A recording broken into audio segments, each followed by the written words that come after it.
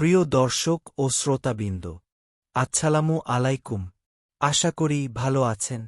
আমার আজকের এপিসোডে আপনারা হুনাইনের যুদ্ধ, বিশ্ব নবী সাল্লাল্লাহু আলাইহি ওয়াসাল্লামের বিদায় হজ, আরাফাতের ময়দানে বিদায় ভাষণ ও ওফাত বা ইন্তেকাল সম্পর্কে জানতে পারবেন। বিস্তারিত জানতে চ্যানেলটি সাবস্ক্রাইব করুন এবং ভিডিওটি না টেনে শেষ পর্যন্ত দেখুন। অষ্টম হিজরি, হুনাইনের যুদ্ধ। মক্কা বিজয়ের পরপরই নতুন চ্যালেঞ্জ। হাওয়াজিন ও শাকিফ গোত্র ভয় পেয়ে মুসলিমদের আক্রমণ করার সিদ্ধান্ত নেয়। মালিক ইবনে আউফ তাদের নেতৃত্ব দেয়। নবীজি সাল্লাল্লাহু আলাইহি ওয়াসাল্লাম 12,000 সৈন্য নিয়ে রওনা হন।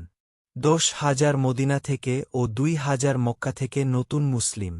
কিছু যুবক বলে, আজ আমরা সংখ্যায় কম নই। এই কথায় আল্লাহ অসন্তুষ্ট হন। হুনাইন উপত্যকায় প্রবেশ করার সাথে সাথে পাহাড় থেকে তীরের বৃষ্টি শুরু হয়। শত্রুরা ঘাঁটি করে বসেছিল। মুসলিমরা বিক্ষিপ্ত হয়ে যায়, অনেকে পালাতে থাকে। নবীজি সাল্লাল্লাহু আলাইহি ওয়াসাল্লাম উঁচু স্থানে দাঁড়িয়ে উচ্চস্বরে ডাকছেন, আনাল নাবিয়ুলা কাজিব, আনা ইবনু আবদুল্লাহ, অর্থাৎ আমি নবী, মিথ্যা নই। আমি আবদুল্লাহর পুত্র। আব্বাস রাদিয়াল্লাহু আনহু এরও উচ্চকণ্ঠে ডাক, হে আনসাররা, হে বায়াতুর রিদওয়ানে অংশগ্রহণকারীরা। অতঃপর সাহাবীরা ফিরে আসেন। প্রচণ্ড যুদ্ধ হয়। অবশেষে আল্লাহ সাহায্য করেন। শত্রুরা পালিয়ে যায়। প্রচুর গনিমত হাতে আসে। 6,000 নারী ও শিশু বন্দী, 24,000 উট, 40,000 ছাগল ও ভেড়া। আল্লাহ এই যুদ্ধ সম্পর্কে বলেন, নিশ্চয়ই আল্লাহ তোমাদের সাহায্য করেছেন অনেক ক্ষেত্রে এবং হুনাইনের দিনেও, যখন তোমাদের সংখ্যাধিক্য তোমাদের গর্বিত করেছিল, কিন্তু তা তোমাদের কোনো কাজে আসেনি এবং পৃথিবী প্রশস্ত হওয়া সত্ত্বেও তোমাদের জন্য সংকুচিত হয়ে গিয়েছিল। অতঃপর তোমরা পৃষ্ঠ প্রদর্শন করে পলায়ন করেছিলে। তারপর আল্লাহ তার রাসূল ও মুমিনদের উপর প্রশান্তি নাজিল করলেন এবং এমন সৈন্য বাহিনী নাজিল করলেন যা তোমরা দেখনি। সূরা তওবা, আয়াত 25 ও 26। পরে শত্রুদের একটি প্রতিনিধি দল আসে তাদের পরিবার ফেরত চাইতে। নবীজি সাল্লাল্লাহু আলাইহি ওয়াসাল্লাম তাদের বলেন, তোমরা কি পছন্দ করো, সম্পদ না বন্দীদের? তারা বলে, ইয়া রাসূলাল্লাহ, আমাদের পরিবার ফেরত দিন, সম্পদ রাখুন। নবীজি সাল্লাল্লাহু আলাইহি ওয়াসাল্লাম সব বন্দীদের মুক্ত করে দেন। হাওয়াজিনদের নেতা মালিক ইবনে আউফ পরে ইসলাম গ্রহণ করেন। এরপর মুসলিমদের সামনে আসে আর একটা কঠিন পরীক্ষাতাবুক অভিযান। মক্কায় সংবাদ আসে যে রোমান সাম্রাজ্য আরবে হামলার প্রস্তুতি নিচ্ছে। এমন সংবাদের ভিত্তিতে নবীজি সাল্লাল্লাহু আলাইহি ওয়াসাল্লাম 30,000 সৈন্য প্রস্তুত করেন। কিন্তু সময়টা ছিল অত্যন্ত কঠিন। নবম হিজরি, রজব মাস। প্রচণ্ড গরম। খেতে ফসল পাকার সময়। দীর্ঘ দূরত্ব প্রায় 1,000 কিলোমিটার। সম্পদের অভাব। তাই এই অভিযানকে বলা হয় জাইশুল উসরাহ বা কষ্টের বাহিনী। কিন্তু নবীজির আহ্বানে সাহাবীদের মধ্যে দানের প্রতিযোগিতা শুরু হয়। উসমান রাদিয়াল্লাহু আনহু 300 সম্পূর্ণ সজ্জিত উট, 100 ঘোড়া ও 10,000 দিনার দান করেন। নবীজি সাল্লাল্লাহু আলাইহি ওয়াসাল্লাম বলেন, আজকের পর উসমান যাই করুক, তাতে কিছু যায় আসে না। আবু বকর রাদিয়াল্লাহু আনহু ঘরের সব সম্পদ নিয়ে আসেন। নবীজি সাল্লাল্লাহু আলাইহি ওয়াসাল্লাম জিজ্ঞেস করেন, পরিবারের জন্য কি রেখেছ? তিনি বলেন, আল্লাহ ও তার রাসূল। উমর রাদিয়াল্লাহু আনহু অর্ধেক সম্পদ নিয়ে আসেন। নবীজি সাল্লাল্লাহু আলাইহি ওয়াসাল্লাম জিজ্ঞেস করেন, পরিবারের জন্য কি রেখেছ? তিনি বলেন, অর্ধেক। দরিদ্র সাহাবীরা কাঁদতে কাঁদতে আসেন, ইয়া রাসূলাল্লাহ, আমাদের কিছু নেই দেওয়ার মতো। নবীজি সাল্লাল্লাহু আলাইহি ওয়াসাল্লাম তাদের সান্ত্বনা দেন। কিন্তু মুনাফিকরা নানা অজুহাত দেখিয়ে নিজেদের মাল ও জান নিয়ে আল্লাহর রাস্তায় জিহাদ করা অপছন্দ করেছে এবং বলেছে, এই গরমে বের হয়ে বস্তুত তারা আল্লাহর রসূলের বিরোধিতা করেছে। যাই হোক, কষ্টের সাথে মুসলিম বাহিনী তাবুকে পৌঁছান। কিন্তু রোমানরা আসেনি, তারা ভয় পেয়ে গেছে। নবীজি সাল্লাল্লাহু আলাইহি ওয়াসাল্লাম সেখানে 20 দিন অবস্থান করেন। বিভিন্ন এলাকার খ্রিস্টান নেতারা এসে সন্ধি করে এবং জিজিয়া কর দিতে রাজি হয়। 3 জন সাহাবী কোনো ওজর ছাড়াই যুদ্ধে যাননি। তারা হলেন কাব ইবনে মালিক, মুরারা ইবনে রাবি ও হিলাল ইবনে উমাইয়া রাদিয়াল্লাহু আনহু। ফিরে এসে তারা সত্য স্বীকার করেন। নবীজি সাল্লাল্লাহু আলাইহি ওয়াসাল্লাম মুসলিমদের তাদের সাথে কথা বলতে নিষেধ করেন। ৫০ দিন এভাবে কাটে, স্ত্রীরাও আলাদা থাকেন। ৫০তম রাতে কাব রাদিয়াল্লাহু আনহু ফজরের নামাজে আছেন। এমন সময় এক ব্যক্তি চিৎকার করে বলে, কাব, সুসংবাদ, আল্লাহ তোমার তওবা কবুল করেছেন। তিনি সেজদায় লুটিয়ে পড়েন। আল্লাহ আয়াত নাজিল করেন।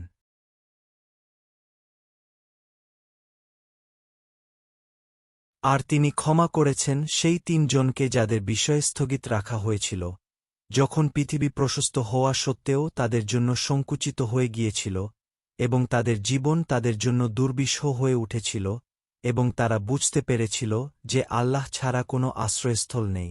অতঃপর তিনি তাদের ক্ষমা করলেন যাতে তারা তোবা করে। নিশ্চয়ই আল্লাহ তোবা কবুলকারী, পরম দয়ালু। সূরা তোবা, আয়াত ১১৮। নবীজির বিদায় হজ ও শেষ উপদেশ। ৬৩২ খ্রিস্টাব্দ, ১০ম হিজরি, জিলহজ মাস। নবীজি সাল্লাল্লাহু আলাইহি ওয়াসাল্লাম জীবনের একমাত্র হজ পালন করেন। এটি ছিল তার বিদায় হজ। প্রায় ১,২৪,০০০ সাহাবী তার সাথে হজে যান। ৯ জিলহজ, জুম্মার দিন, আরাফাতের ময়দানে জাবালে রহমত পাহাড়ের পাদদেশে নবীজি সাল্লাল্লাহু আলাইহি ওয়াসাল্লাম উটে চড়ে এই ঐতিহাসিক ভাষণ দেন। ভাষণে তিনি অনেকগুলো গুরুত্বপূর্ণ বিষয়ে বক্তব্য দেন। যেমন: ১. শুরুতে রসূল সাল্লাল্লাহু আলাইহি ওয়াসাল্লাম আল্লাহর প্রশংসা ও কৃতজ্ঞতা জানান। তারপর বলেন, হে মানব জাতি, আমার কথা মনোযোগ দিয়ে শোনো, কারণ আমি জানি না এই বছরের পরে এই স্থানে তোমাদের সাথে আমার আর সাক্ষাৎ হবে কিনা। এই কথায় উপস্থিত সকলের মধ্যে গভীর আবেগের সঞ্চার হয়। ২. জীবন ও সম্পদের পবিত্রতার বিষয়ে তিনি ঘোষণা করেন, হে মানুষ, তোমাদের রক্ত, তোমাদের সম্পদ এবং তোমাদের সম্মান পরস্পরের কাছে সেটা পবিত্র ও হারাম। ঠিক যেমন আজকের এই দিনটি, এই মাসটি এবং এই শহরটি পবিত্র। এটি ইসলামের মানবাধিকারের ভিত্তি স্থাপন করে। ৩. জাহেলিয়াতের প্রথা বিলুপ্তি। তিনি বলেন, জাহেলিয়াতের সমস্ত প্রথা আজ থেকে আমার পায়ের নিচে দলিত হল। জাহেলিয়াতের সমস্ত রক্তের দাবি রহিত করা হল। সুদের প্রথা বাতিল করা হল। প্রথমত আমি আমার নিজের পরিবারের সুদ রহিত করছি। নিজের চাচা আব্বাসের সুদের দাবিকে নিজেই প্রথমে বাতিল করে উদাহরণ স্থাপন করেন। ৪. নারীদের অধিকার। এই ভাষণে নারীদের অধিকার সম্পর্কে বিশেষ গুরুত্ব দেওয়া হয়। বলা হয়, হে মানুষ, নারীদের ব্যাপারে আল্লাহকে ভয় করো। তাদের উপর তোমাদের যেমন অধিকার আছে, তোমাদের উপরও তাদের অধিকার আছে। তোমরা তাদের ভালো আহার ও পোশাক দাও। এটি ৭ম শতাব্দীতে নারীর মর্যাদা প্রতিষ্ঠার এক যুগান্তকারী ঘোষণা। ৫. দাস প্রথা সম্পর্কে নির্দেশনা। তিনি বলেন, তোমাদের অধীনস্থ ব্যক্তিদের ব্যাপারে সতর্ক থাকো। তোমরা যা খাও তাদেরও তা খাওয়াও, তোমরা যা পরো তাদেরও তা পরাও। এটি দাসদের মানবিক মর্যাদা রক্ষার ঐতিহাসিক নির্দেশ। ৬. ভ্রাতৃত্ব ও সাম্যের ঘোষণা। তিনি ঘোষণা করেন, হে মানব জাতি, তোমাদের প্রতিপালক এক, তোমাদের আদি পিতা এক। তাকওয়া ছাড়া আরবের উপর অনারবের কোনো শ্রেষ্ঠত্ব নেই, অনারবের উপরও আরবের কোনো শ্রেষ্ঠত্ব নেই। কালোর উপর সাদার কোনো শ্রেষ্ঠত্ব নেই, সাদার উপরও কালোর কোনো শ্রেষ্ঠত্ব নেই। এটি মানব ইতিহাসে বর্ণবাদ বিরোধী সবচেয়ে প্রাচীন ও শক্তিশালী ঘোষণাগুলোর একটি। ৭. কুরআন ও সুন্নাহকে আঁকড়ে ধরার নির্দেশ। নবীজি সাল্লাল্লাহু আলাইহি ওয়াসাল্লাম বলেন, আমি তোমাদের মধ্যে ২টি জিনিস রেখে যাচ্ছি, তা হল আল্লাহর কিতাব কুরআন এবং আমার সুন্নাহ। যতদিন তোমরা এই ২টি আঁকড়ে ধরে থাকবে, ততদিন পথভ্রষ্ট হবে না। ৮. শয়তানের বিষয়ে সতর্কতা। হে মানুষ, নিশ্চয়ই শয়তান এই ভূমিতে পূজিত হওয়ার আশা চিরতরে হারিয়ে ফেলেছে। তবে ছোট ছোট বিষয়ে তোমরা তার অনুসরণ করো না। ৯. আমানত ও দায়িত্ব পালনের নির্দেশ। যার কাছে আমানত রাখা হয়েছে, সে যেন তা যথাযথভাবে তার প্রাপকের কাছে ফিরিয়ে দেয়। ১০. সুদ সম্পূর্ণরূপে হারাম ঘোষণা। বিশ্ব নবী সাল্লাল্লাহু আলাইহি ওয়াসাল্লাম স্পষ্টভাবে বলেন, সুদ সম্পূর্ণ নিষিদ্ধ করা হল। তোমরা শুধু মূলধন ফেরত পাবে, তোমরা অত্যাচার করবে না, তোমাদের উপরও অত্যাচার করা হবে না। 11 ধর্মে বাড়াবাড়ি না করার নির্দেশ। ধর্মের বিষয় বাড়াবাড়ি করো না। তোমাদের পূর্বের অনেক জাতি ধর্ম নিয়ে বাড়াবাড়ির কারণেই ধ্বংস হয়েছে। 12 ঐতিহাসিক সাক্ষ্য গ্রহণ। ভাষণের শেষে রাসূল সাল্লাল্লাহু আলাইহি ওয়াসাল্লাম উপস্থিত সাহাবীদের দিকে তাকিয়ে 3 বার জিজ্ঞাসা করলেন, আমি কি তোমাদের কাছে আল্লাহর বাণী পৌঁছে দিয়েছি? সকলে সমস্বরে বললেন, হ্যাঁ, অবশ্যই। তখন তিনি আঙুল তুলে আকাশের দিকে ইশারা করে বললেন, হে আল্লাহ, তুমি সাক্ষী থাকো। 13 ওহীর অবতারণ। ভাষণের সময় বা পরে কোরআনের আয়াত নাজিল হয়, আজ আমি তোমাদের জন্য তোমাদের দিনকে পূর্ণ করলাম এবং তোমাদের উপর আমার নেয়ামত সম্পূর্ণ করলাম এবং ইসলামকে তোমাদের দিন হিসেবে মনোনীত করলাম। সূরা মায়দা আয়াত 3।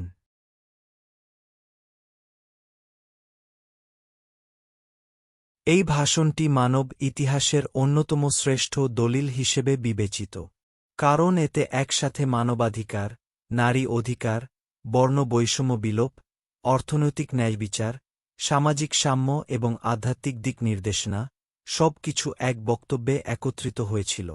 এটি কেবল মুসলমানদের জন্য নয়, সমগ্র মানব জাতির জন্য একটি চিরন্তন দিক নির্দেশনা হিসেবে আজও সমান প্রাসঙ্গিক। এরপর 11তম হিজরির সফর মাসের শেষ দিকে নবীজি সাল্লাল্লাহু আলাইহি ওয়াসাল্লাম তীব্র মাথা ব্যথা ও জ্বরে আক্রান্ত হন। তিনি বুঝতে পারেন তার সময় ঘনিয়ে এসেছে। তিনি স্ত্রীদের অনুমতি নিয়ে আয়শা রাদিয়াল্লাহু আনহার ঘরে চলে যান। আয়শা রাদিয়াল্লাহু আনহা বলেন, আমিও মাথা ব্যথায় কষ্ট পাচ্ছি। নবীজি সাল্লাল্লাহু আলাইহি ওয়াসাল্লাম হেসে বলেন, আমার জন্য তো এতে লাভ হতো, তুমি যদি আমার জীবদ্দশায় মারা যেতে, আমি তোমার জানাজা পড়াতাম, তোমাকে দাফন করতাম। আয়শা রাদিয়াল্লাহু আনহা হাসি মুখে বলেন, মনে হচ্ছে আপনি তাই চান, তাহলে ফিরে এসে আপনার অন্য স্ত্রীদের সাথে সময় কাটাবেন। এদিকে নবীজি সাল্লাল্লাহু আলাইহি ওয়াসাল্লামের অসুস্থতা বাড়ছে। তিনি বারবার বলছেন, আশসালাহ, আশসালাহ, ওয়ামা মালাকাত আইমানুকুম, অর্থাৎ নামাজ, নামাজ, এবং তোমাদের অধিকারভুক্ত দাসদাসী সম্পর্কে সতর্ক থাকো। ইহাই ছিল নবীজি সাল্লাল্লাহু আলাইহি ওয়াসাল্লাম এর শেষ উপদেশ। নবীজি সাল্লাল্লাহু আলাইহি ওয়াসাল্লাম শেষবারের মতো মসজিদে যান হজরত আবু বকর ও আলী রাদিয়াল্লাহু আনহু এর কাঁধে ভর করে। তিনি বলেন, আমি আমার উম্মতের জন্য সবচেয়ে বেশি ভয় পাই শিরক ও লুকানো শিরক অর্থাৎ রিয়া নিয়ে। আমি আশা করি তোমরা একমাত্র আল্লাহর ইবাদত করবে, তার সাথে কাউকে শরিক করবে না।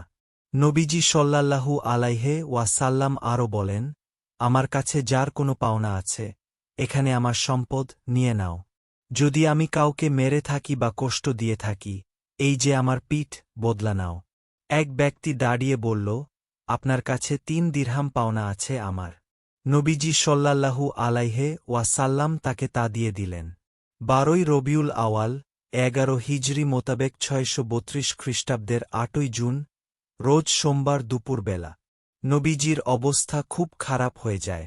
ফাতিমা রাদিয়াল্লাহু আনহা পিতার কাছে বসে কাঁদছেন। নবীজি সাল্লাল্লাহু আলাইহি ওয়াসাল্লাম তার কানে কিছু বলেন, তিনি কাঁদেন। আবার কিছু বলেন, তিনি হাসেন। পরে আয়শা রাদিয়াল্লাহু আনহা জিজ্ঞেস করলে ফাতিমা রাদিয়াল্লাহু আনহা বলেন, প্রথমে বলেছেন তিনি আজ মারা যাবেন, তাই কেঁদেছি। তারপর বলেছেন আমি তার পরিবারের মধ্যে প্রথম তার সাথে মিলিত হব, তাই হেসেছি। এর 6 মাস পর ফাতিমা রাদিয়াল্লাহু আনহা মৃত্যু বরণ করেন। নবী করিম সাল্লাল্লাহু আলাইহি ওয়াসাল্লামের ইন্তেকালের পূর্বে জিবরাইল আলাইহিস সালাম এসে জানান যে, আল্লাহ তাআলা আপনাকে সালাম দিয়েছেন এবং আপনার অবস্থা জিজ্ঞেস করেছেন। নবী সাল্লাল্লাহু আলাইহি ওয়াসাল্লাম জানান যে, তিনি কষ্টে আছেন। মৃত্যুর ফেরেশতা আজরাইল আলাইহিস সালাম দরজায় এসে অনুমতি চাইলেন। এটি ছিল অভূতপূর্ব, কারণ আজরাইল আলাইহিস সালাম কখনো কারো কাছে অনুমতি চেয়ে প্রবেশ করেন না। কিন্তু রাসূলুল্লাহ সাল্লাল্লাহু আলাইহি ওয়াসাল্লাম এর প্রতি সম্মান প্রদর্শনে আল্লাহর নির্দেশে তিনি অনুমতি চাইলেন। নবী সাল্লাল্লাহু আলাইহি ওয়াসাল্লাম অনুমতি দিলে আজরাইল আলাইহিস সালাম ঘরে প্রবেশ করে বললেন, হে আল্লাহর রাসূল, আল্লাহ আমাকে আপনার কাছে পাঠিয়েছেন এবং আদেশ করেছেন, আপনি যদি চান তাহলে আপনার রূহ কবজ করব, আর যদি না চান তাহলে ফিরে যাব। এটিও ছিল অনন্য, কারণ কোনো মানুষকে এই এখতিয়ার দেওয়া হয়নি। নবী করিম সাল্লাল্লাহু আলাইহি ওয়াসাল্লাম জিবরাইল আলাইহিস সালামের দিকে তাকালেন। জিবরাইল আলাইহিস সালাম ইশারা করলেন, আল্লাহর সাথে মিলনকে বেছে নিন। তখন নবী সাল্লাল্লাহু আলাইহি ওয়াসাল্লাম বললেন, বরং আল্লাহর সাথে সাক্ষাৎকেই বেছে নিলাম। আর রফিকুল আলা অর্থাৎ সর্বোচ্চ বন্ধুর সাথে মিলন চাই। এরপরই আজরাইল আলাইহিস সালাম তার পবিত্র রূহ কবজ করেন। ইন্না লিল্লাহি ওয়া ইন্না ইলাইহি রাজিউন, অর্থাৎ আমরা আল্লাহর জন্য এবং তারই দিকে আমাদের ফিরে যেতে হবে।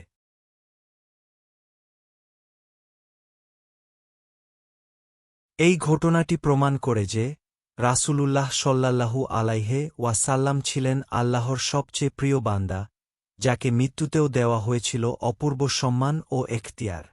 তিনি দুনিয়াকে নয়, বরং আল্লাহর সান্নিধ্যকেই বেছে নিয়েছিলেন। মুহাম্মদ সাল্লাল্লাহু আলাইহি ওয়াসাল্লাম এর মৃত্যুর খবরে সাহাবীরা খুব উদ্বিগ্ন হয়ে পড়ে। উমর রাদিয়াল্লাহু আনহু তরবারি হাতে মসজিদে দাঁড়িয়ে বলছেন, যে বলবে রাসূল সাল্লাল্লাহু আলাইহি ওয়াসাল্লাম মারা গেছেন, আমি তার গর্দান উড়িয়ে দেব। তিনি ঈসা আলাইহিস সালাম এর মতো গেছেন, আবার ফিরে আসবেন। আবু বকর রাদিয়াল্লাহু আনহু ঘরে প্রবেশ করেন।